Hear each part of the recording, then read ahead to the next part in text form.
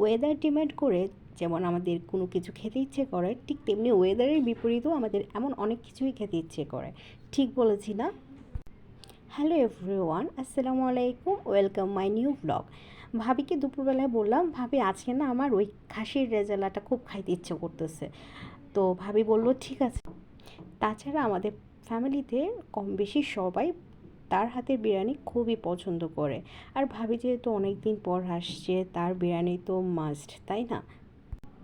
তো আমি যেটা বলছিলাম, খাওয়ার যখন ক্রেভিং হয়েছে এই কড়া রোদেও আমি ভর দুপুরে সোজা চলে গেলাম সুপার শপে গিয়ে কিছু জিনিস লাগছিল সেগুলো নিয়ে আসছি।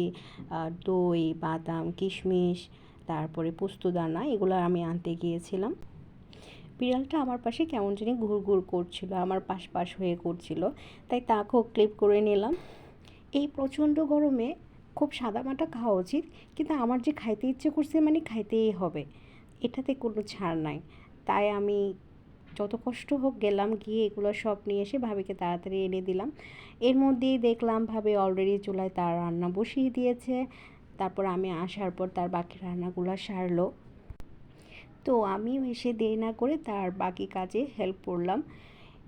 এদিকে অলরেডি বাসার সবার খিদা লেগে গেছে, কারণ রান্নায় এত খুশবুতে সবার মানে পেটের খিদা আরও বেড়ে গেছে। তো খুব তাড়াহুড়া করে তার রান্না হলো, কিন্তু বিশ্বাস করেন ভাই, রান্নাটা এত মজা হয়েছে, মানে কি বলবো। আমার আম্মু সচরাচর অনেক চুজি, বাট উনি এত প্রশংসা করছে, আমি তো বলবো ভাই শাশুড়ির প্রশংসা পাওয়া মানে অস্কার পাওয়া। তো আমার ভাবি খুব ভালো রান্না করে। ওনার ফ্যান্সি খাবারগুলার আইটেমগুলো অনেক ভালো রান্না করে। ওনার হাতের বিরিয়ানি খাওয়ার জন্য সবাই বসে থাকে, সে কখন আসবে খাবে।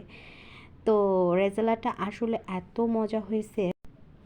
আগে মনে করতাম রান্না মানে বিরিয়ানি, তারপরে এসব রেজালা, এসব মানে আসলে অনেক ঝামেলার কাজ। কিন্তু না, সিম্পল অতি খুব তাড়াতাড়ি, এই যে ঘন্টা খানেকের মধ্যে সব কিছু রেডি। আসলে এত তাড়াতাড়ি রান্না করার জন্য এই যে প্রেশার কুকার, তারপরে রাইস কুকার, এগুলোতে আসলে খুব সহজে রান্না করে ফেলা যায়।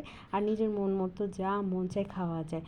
বিশেষ করে যে রাইস কুকারে এত অল্প সময়ের মধ্যে এত সুন্দর করে যে বিরিয়ানি হয়ে যাবে, মানে এটা না রান্না করলে বুঝবেন না।